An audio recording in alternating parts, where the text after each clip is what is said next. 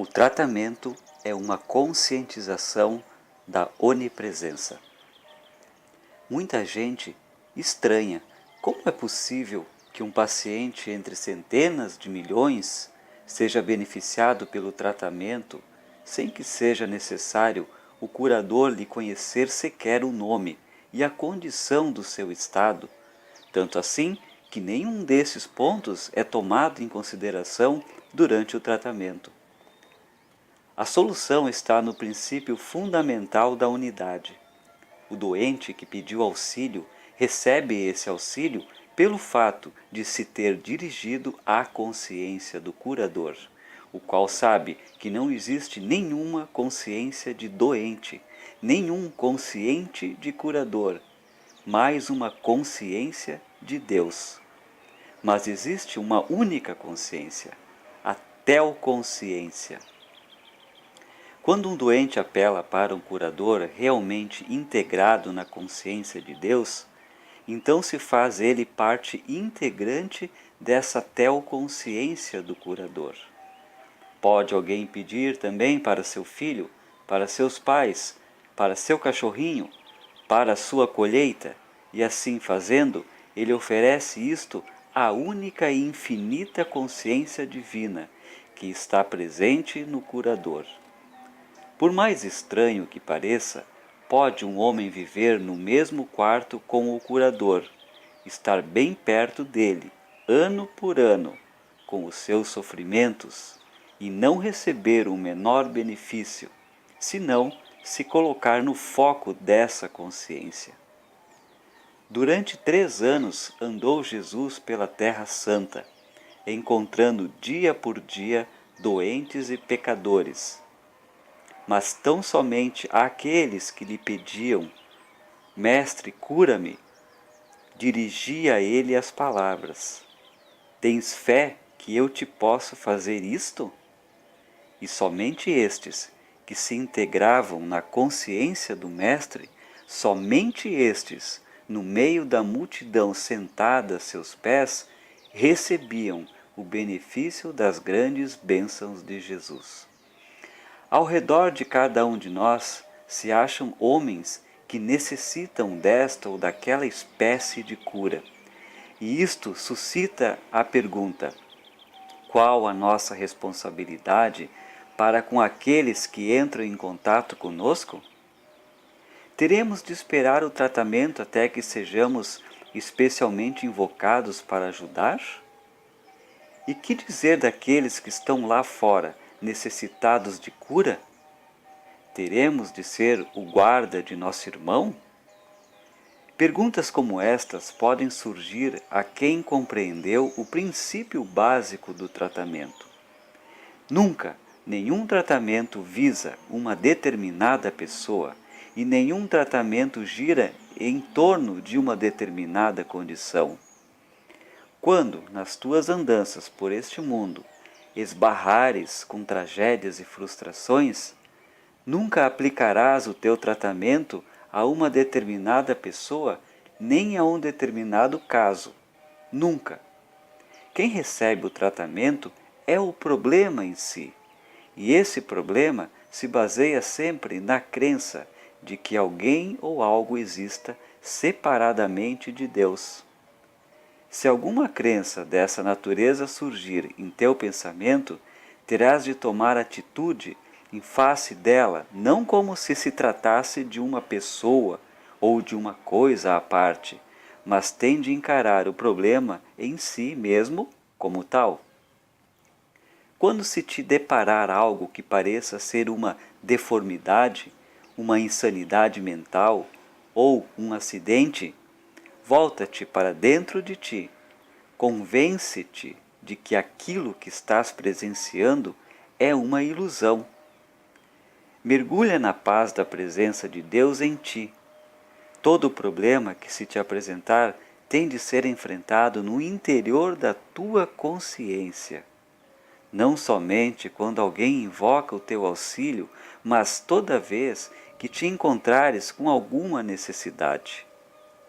Quando passando pela rua encontrares um bêbado, surge um apelo à tua consciência. e é dentro da tua consciência que tens de tomar atitude. Quando topares com um aleijado ou um mendigo, não passes de largo sem lhes prestar atenção.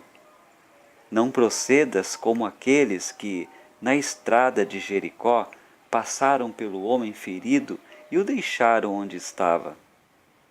Não o deixes jazer onde está. Fisicamente, sim, talvez possas deixá-lo. Espiritualmente, ergue-o à verdade do ser divino. Uns anos atrás, em Honolulu, uma jovem que acompanhava os nossos cursos e voltava para casa de ônibus, reparou em um homem, no fundo do veículo, que falava em termos arrogantes e obscenos. Imediatamente, ela despertou em si a consciência de que Deus se revela na forma do ser individual de cada pessoa e que o verdadeiro indivíduo possui exclusivamente os atributos de Deus. Ela não se ocupou com aquele homem, nem conhecia nada das circunstâncias da sua vida. Ela começou consigo mesma, conscientizando-se Deus. E por fim, o homem veio ter com ela e disse: muito obrigado porque orou por mim. Agora me sinto melhor. Não podemos passar de largo, indiferentes, àqueles que estão doentes e culpados, ou estão morrendo. Não podemos isentar-nos da responsabilidade de erguê-los em nossa consciência, visualizando neles a presença da infinita realidade de Deus, que se manifesta na forma deste ou daquele indivíduo. Se algum deles possui certo grau de receptividade, embora diminuto, não deixará de sentir a nossa conscientização. É deste modo que atraímos benefícios sobre nós e sobre nossos semelhantes e oramos pelos nossos inimigos. Teu inimigo nunca é este ou aquele indivíduo. Teu inimigo é sempre uma aparência apenas, algo mascarado de pecado, doença, discórdia, penúria e deficiência. Há um único modo certo de orar, que consiste em perguntarmos a nós mesmos: sou crédito a meus olhos, ou dou crédito aos místicos do mundo, àqueles que, pelo contato intuitivo com Deus, tiveram a revelação que o mal no mundo não existe como uma realidade e que não há nenhuma lei de pecado e enfermidade? Muitas pessoas gostariam de tratar ou ver tratados seus filhos, marido, mulher, amigos, mesmo que estes não se interessem pela cura espiritual, nem se achem no caminho do Espírito, nem tenham desejos dele. A despeito dessa sua falta de interesse, algum amigo de orientação espiritual fez a tentativa de ajudá-los porque lhes quer bem e desejaria vê-los libertos. E, lá no seu zelo, se julga com o poder de fazê-lo. Entretanto, convém frisarmos com a máxima insistência que todo ser humano tem o direito para viver e o direito para morrer. Tem o direito de ter saúde ou de estar doente. Tem o direito de procurar saúde pela medicina material, assim como outra pessoa tem o mesmo direito de procurar saúde em Deus. Quem põe a sua confiança na medicina material não está disposto a engolir alguma verdade servida por um amigo de orientação espiritual. Da mesma forma que o homem que aspira à saúde e à harmonia mediante a verdade e sabedoria espiritual, não aprecia que seus amigos ou parentes se metam na sua vida e procurem demovê-lo do caminho encetado. Por isto, deve todo homem que crê em tratamento espiritual e o exerce ser solícito em conceder a todos a mesma liberdade que reclama para si mesmo. Tudo o que quereis que outros vos façam, fazei-o também a eles. Se por conseguinte alguém prefere medicamentos, cirurgia ou outra forma qualquer de assistência médica, tem ele o direito de assim fazer. E nós devemos deixar-lhe a liberdade de encontrar a seu modo o caminho que julgar melhor. Os que estão no caminho espiritual têm o direito, o dever e o privilégio de conhecer a verdade e alcançar a paz pela experiência da presença de Deus, embora seus pais ou filhos, marido ou mulher, vivam segundo conceitos contrários. Se esse modo de viver espiritual promove ou não a libertação de seus próximos, isto é outra pergunta. Por vezes acontece, por vezes não acontece.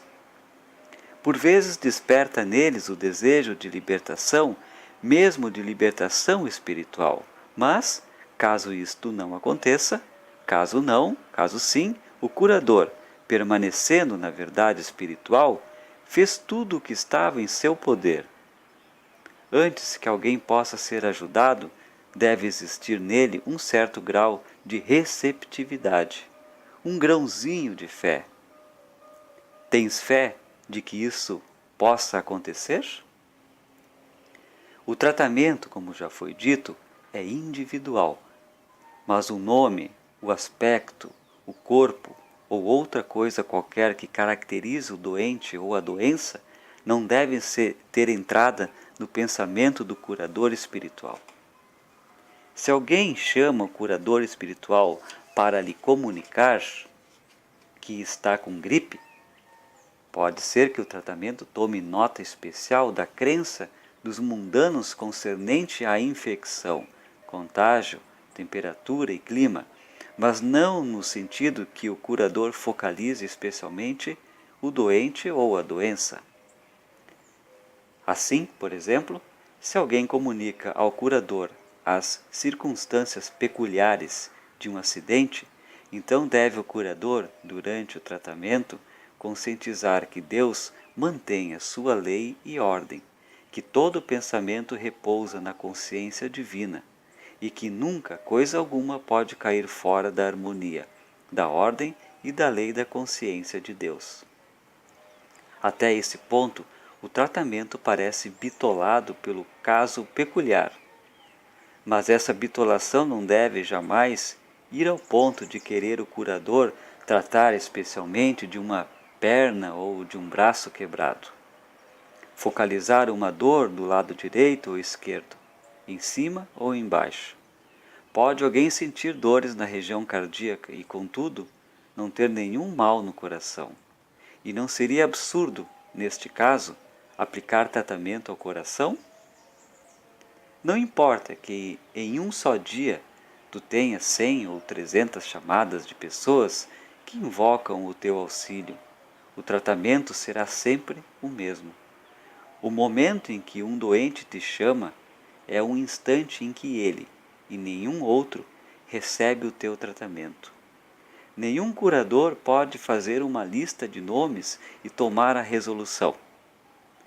Todas estas pessoas terão o meu tratamento esta noite. O tratamento deve realizar-se no momento preciso em que o doente entra na zona da consciência do curador.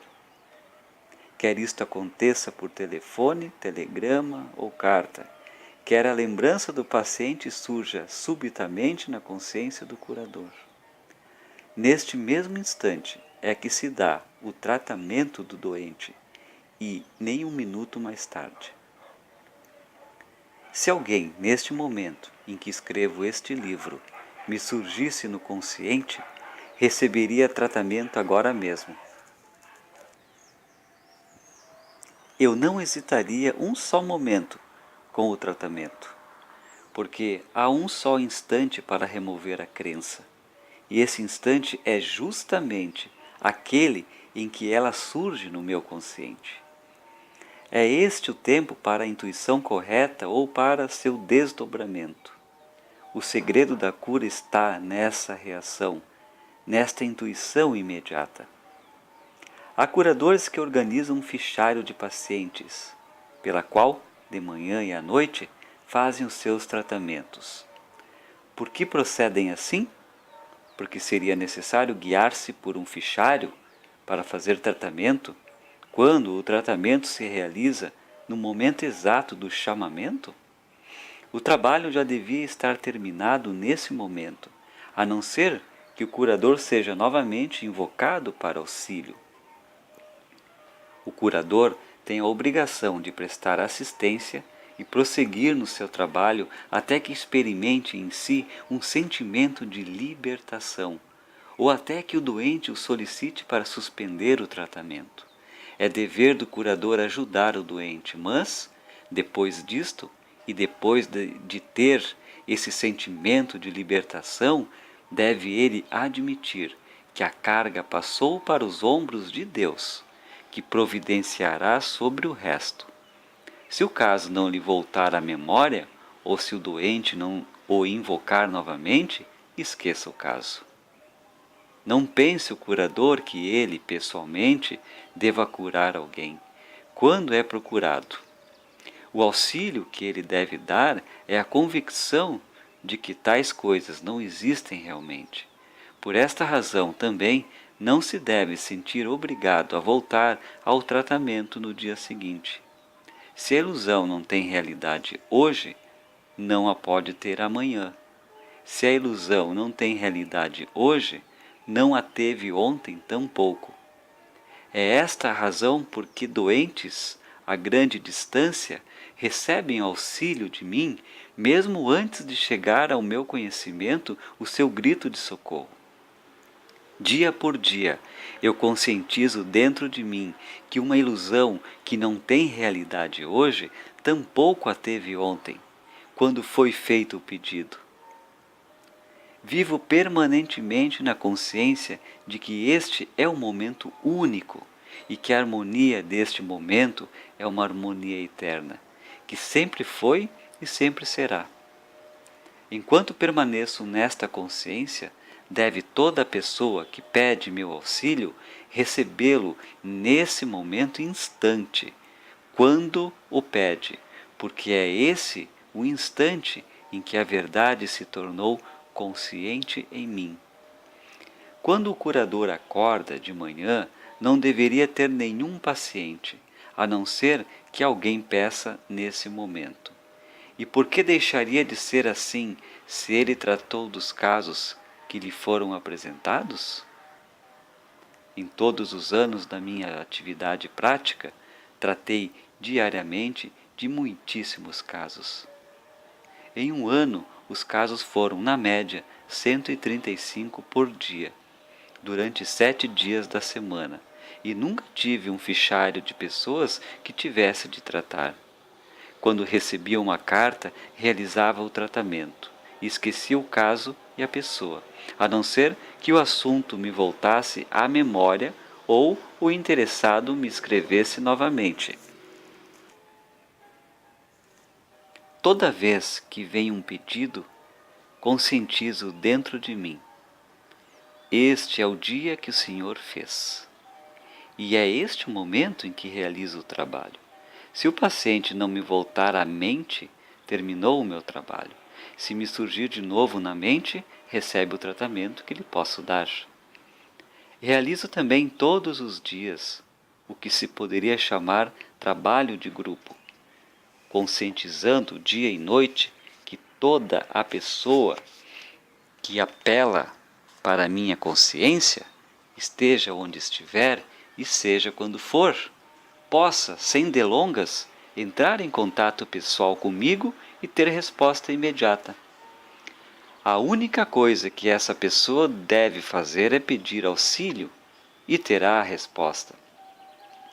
Esse trabalho não é tratamento de grupo no sentido habitual do termo, mas pode ser chamado assim porque eu não mentalizo determinada pessoa, 30, 40 ou 100 pessoas diferentes. Mentalizo apenas um grupo de pacientes ou discípulos. Quando entro em meditação em prol de um, o que faço muitas vezes por dia, não acolho no meu consciente 40 ou 100 pessoas diferentes. representam-me apenas que elas, como grupo, são afetadas por opiniões e sugestões mundanas. A partir daí, o grupo deixa de surgir na minha meditação. A minha meditação focaliza exclusivamente a Deus e o princípio básico, que Deus é a consciência do ser individual. No âmbito desta consciência divina não vigoram leis materiais. Não há leis de tempo, não há ideias falsas na mente, que é instrumento da consciência ou de Deus. Há tão somente um único poder, uma única consciência, uma única presença.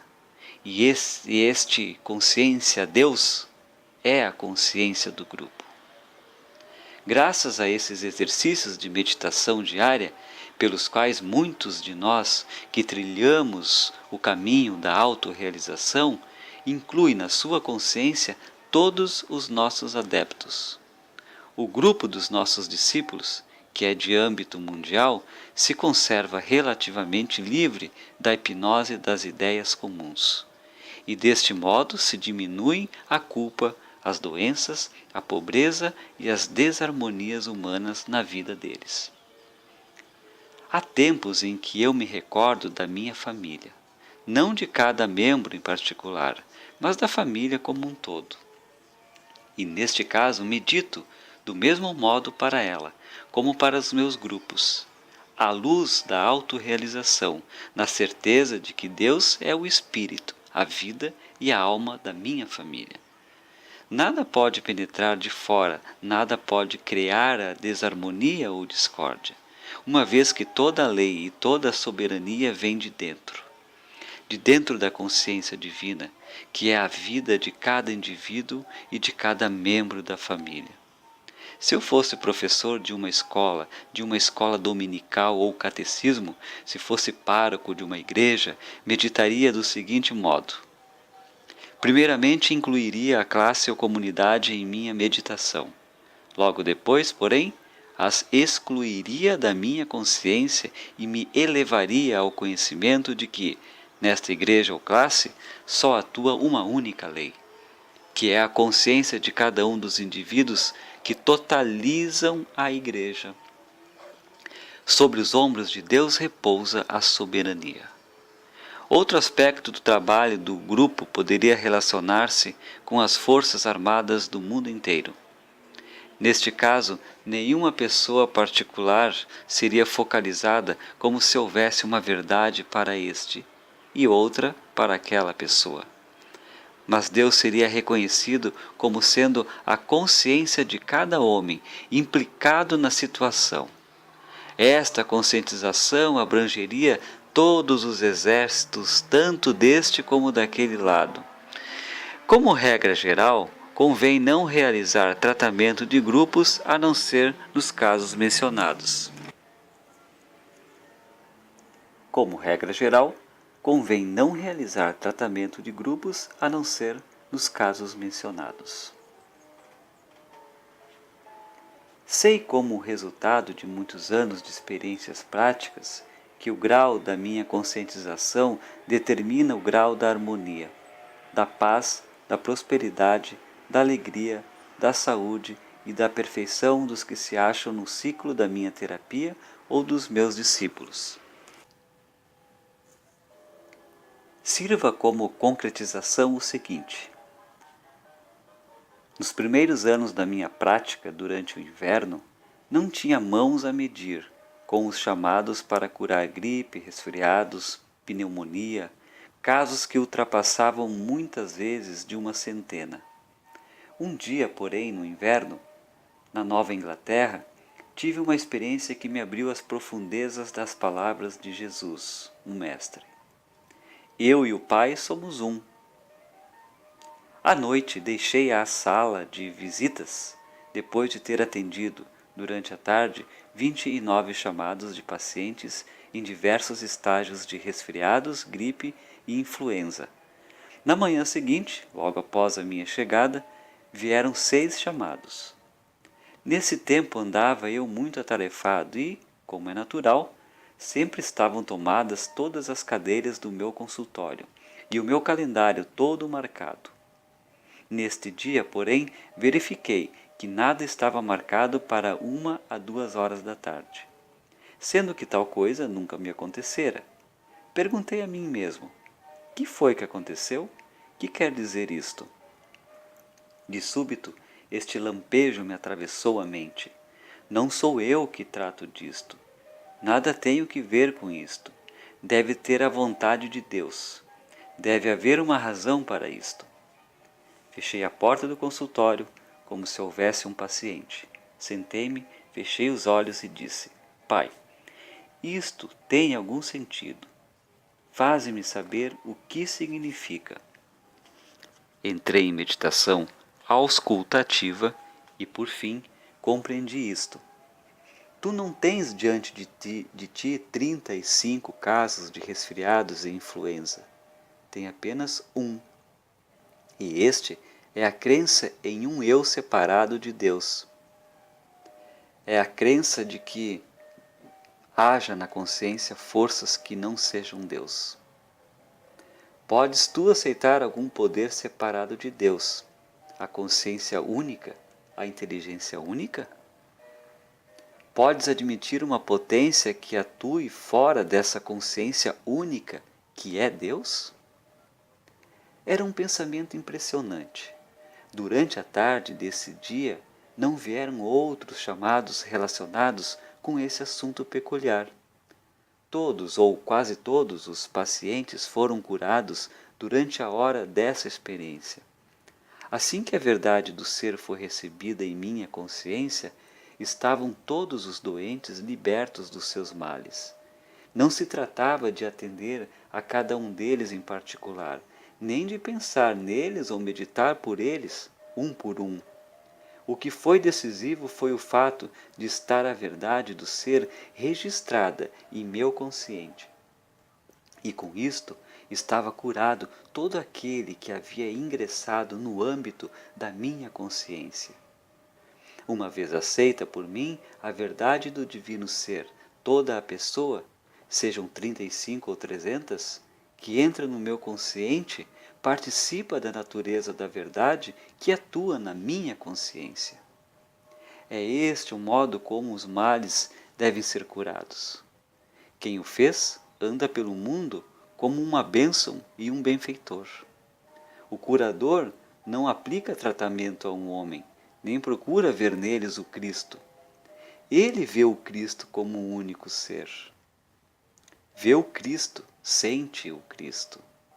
Experimenta o calor do amor do Cristo em teu próprio ser. Muitos daqueles que abençoas em silêncio serão curados. E alguns deles encontrarão o caminho da verdade, porque tu lhes abriste o centro espiritual que até esse momento não estava aberto. Eu, quando for elevado acima da terra, atrairei todos a mim.